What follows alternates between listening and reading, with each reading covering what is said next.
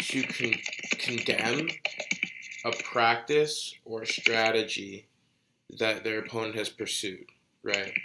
Wait, sorry, can you repeat that? The audio cut out for a second. Yeah, it's a way for the initiator to condemn a practice or strategy that their opponent has pursued. Okay. Right, that was a little broad. So practice when I say practice, I mean something you did, right? Mm-hmm. Or something you didn't do. Practice is inclusive. It can be a choice you made, or it can be a choice that you didn't make. It can be an argument that you presented, or how you presented the argument, or anything related to that argument, or to an argument, right? Mm-hmm.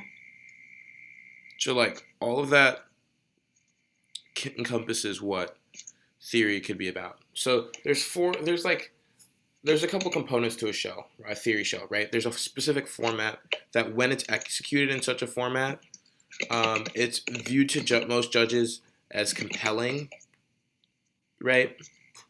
And that format goes as follows. First is the interpretation, right? The interpretation is the proposed rule for debate, right?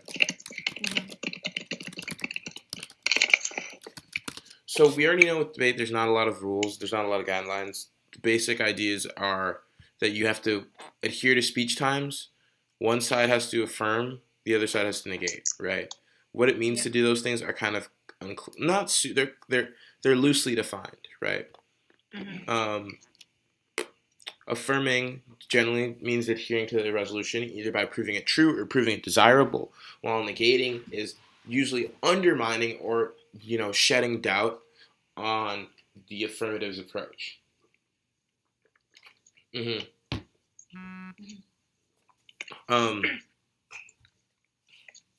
Next part is the violation. So there's a proposed rule for debate. It's really important, though, that we're able to demonstrate that that rule that we're setting forth has been, undermined or broken or has been disobeyed, right? Mm-hmm. So the violation must prove that the rule was broken.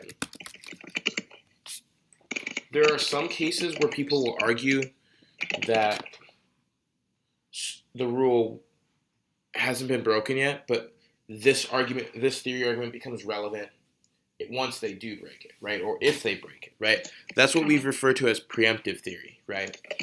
Or, preemptive theory or spike theory or paragraph theory, right? All of those types of theory arguments are the idea of, making a proposed rule and arguing that if your opponent breaks that rule, these should be the repercussions, and here's why, right? Mm-hmm. So the next component is what we understand to be called the standards, but you can also conceptualize them as net benefits, right? Mm-hmm. So standard is what you usually say when you're running theory, right? Mm-hmm. Net benefits is usually what you say when you're answering theory, right? Like you're defending it with a counter-interpretation. So, basically the way that I think people get really confused, it's either they get confused with the standard debate or they muddle it way too much, or like they don't know exactly how to go about constructing a good standard, right? And that can waste a lot of time, and it can also make debates really unclear, right? I think there's two things that you need to demonstrate in your standard, any given standard, right? Which is, why is your opponent's practice bad, right?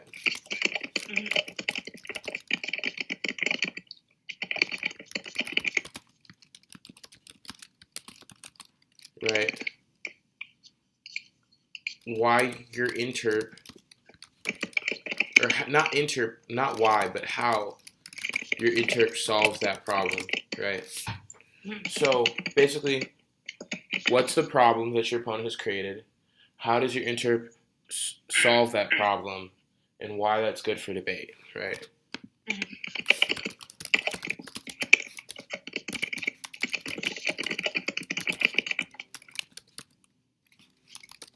So what, how, and why?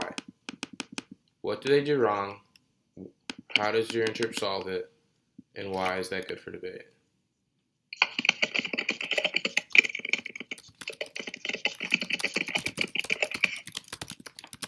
Okay, so the thing is, this is where people get into difficulty because they use a top-down approach, right? When I say they use a top-down approach, or not really top-down approach where basically they think of a standard, right? Like when people learn theory, they basically learn from example, right? Typically, so they understand theory to be what it currently has been or what it currently is, right? So let's take for example a theory argument like strategy skew. Strategy skew is a common standard, right? It deals with the fact that they've skewed your strategy, right, and that you're going to be reset in the next speech, right?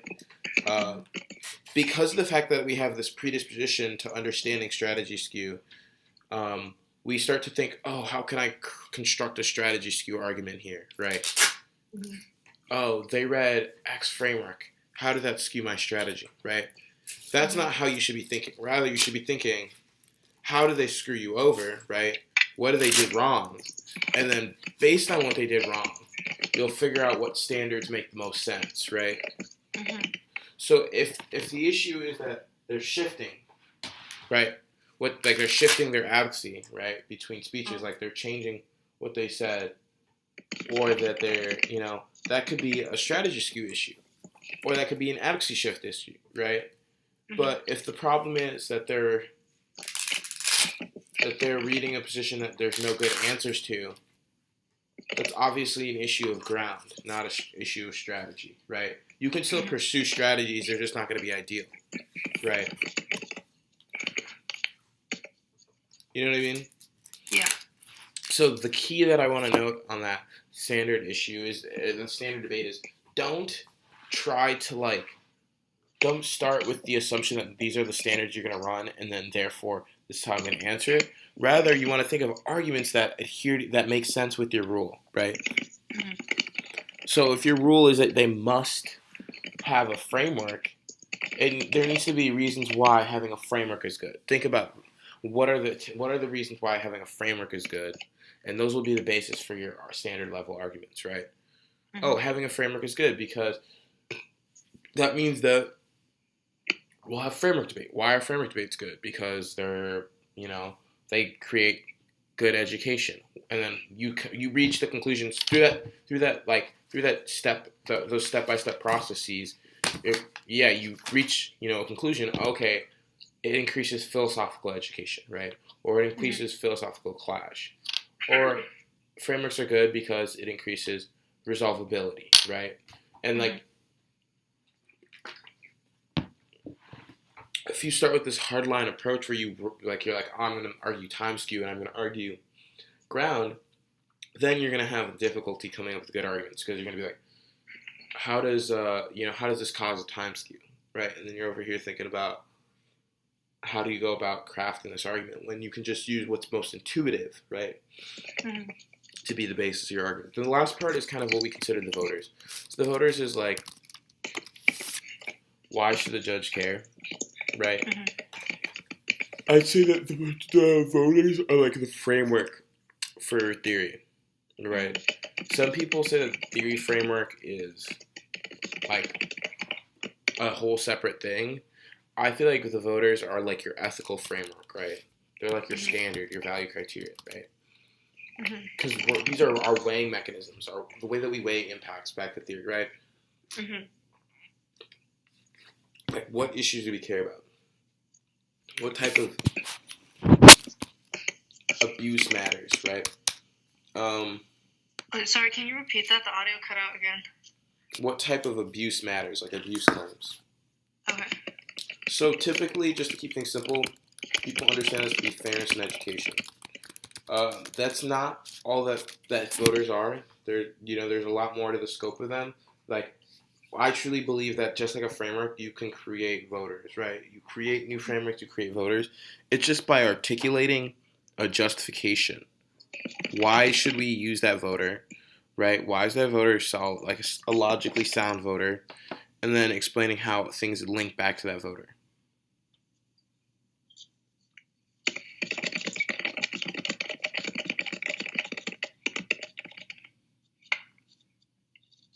Yeah.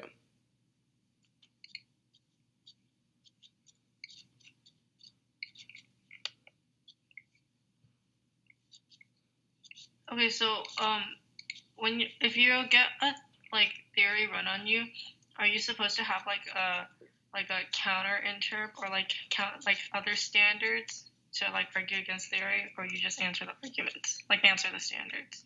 Yeah, absolutely. So, basically how it breaks down is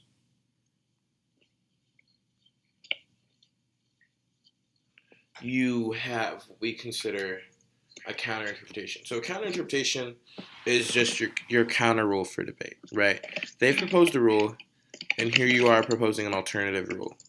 But the key thing to realize about these counter rules is that you have to, it's imperative. The counter rule has to be something that you've done, right? Basically, their rule is indicting what you did, right? Mm-hmm. The counter rule must be a defense of that practice, right?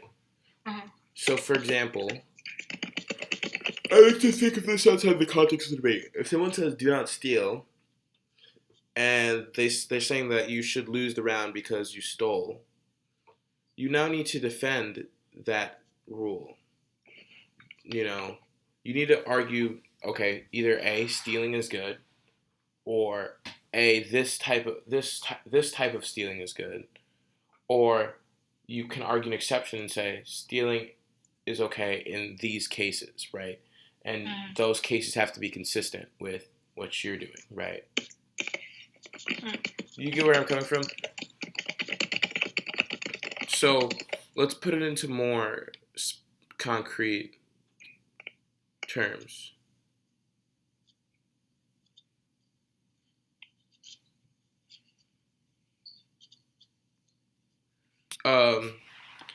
So we got the counter-interpretation, which is your proposed rule for debate.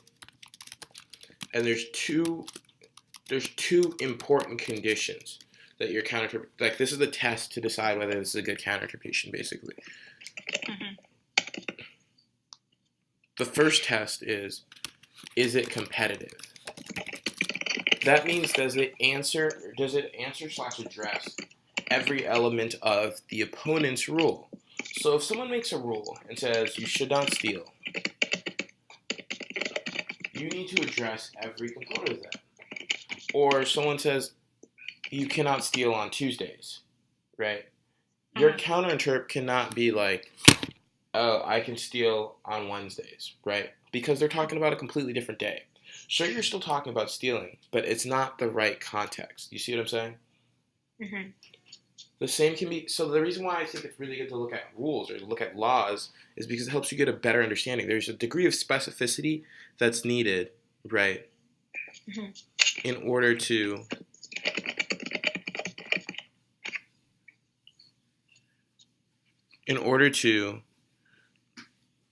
there's a degree of specificity that's needed in order to counteract their initial interpretation.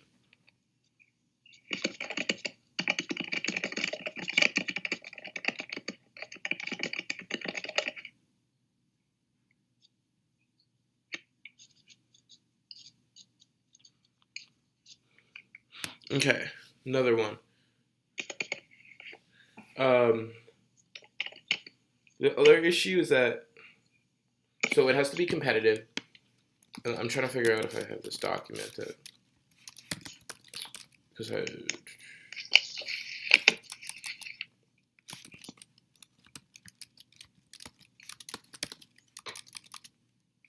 okay, cool. I found it. So it has to be competitive, and the other one is that it has to be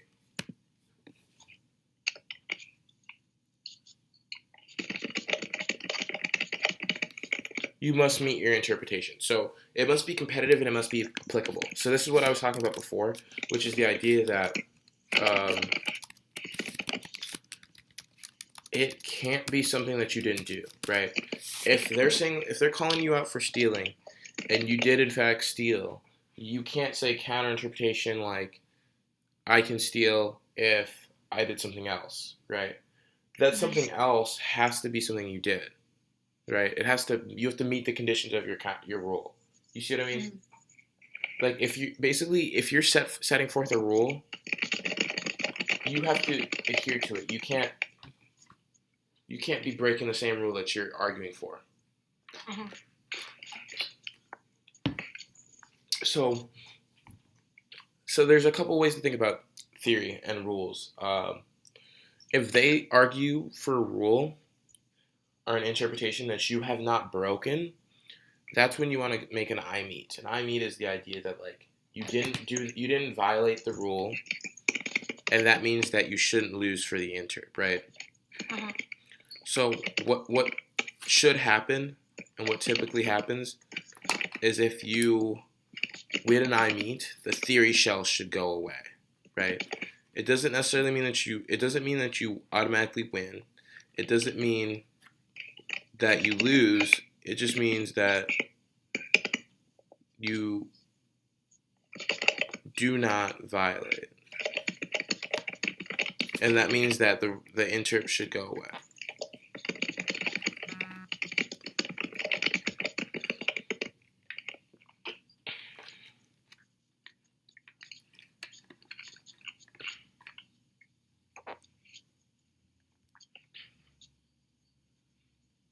Okay.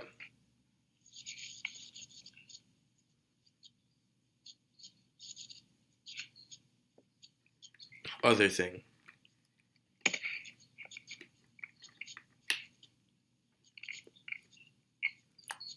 On the counter-interpretation end, so this is how you usually argue. You argue A, counter-interpretation, B, I meet. When you say I meet, that's indicating that you've met the conditions of your counter-interpretation, right? Of the counter-interpretation or Yes. the interpretation? No, of the counter-interpretation. So a good example is just like, let's say A is the interpretation, the AF must read a framework, right? If you're the affirmative and you're answering this, you could say A is the counter-interpretation, the AF does not need to read a framework. I meet, meaning you meet that rule because you did not read a framework, right? And then the next part is the net benefits. This is where you proceed to argue why your counter-interpretation is better than their interpretation, right? Because they contrast with each other, because of the fact they compete with each other.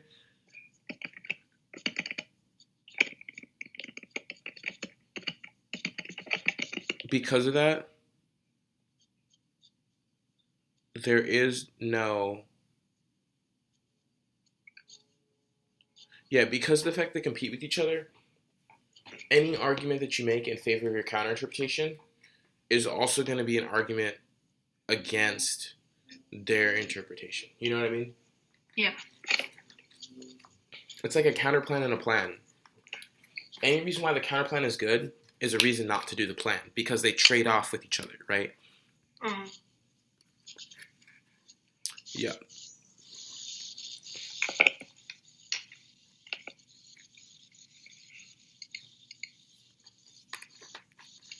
Wait, so for like net benefits, would you argue, like you would just argue why your counter-interp is better overall for debate, right? Yeah.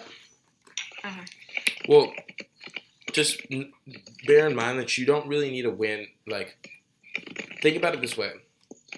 You don't need to win that your counter-interpretation is like the best thing ever. You just need to argue that it's better than their rule, right? Because theory is comparative. It's just like a counter-interp and a plan. You don't need to solve all the problems with your interp. You just need to have a better option.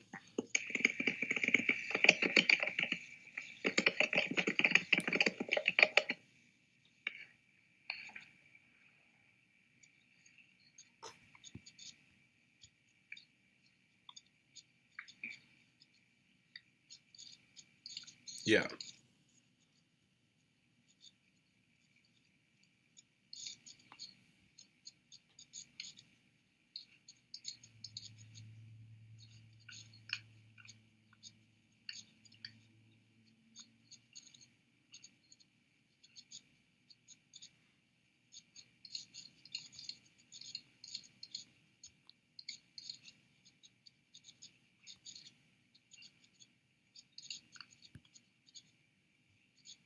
Okay.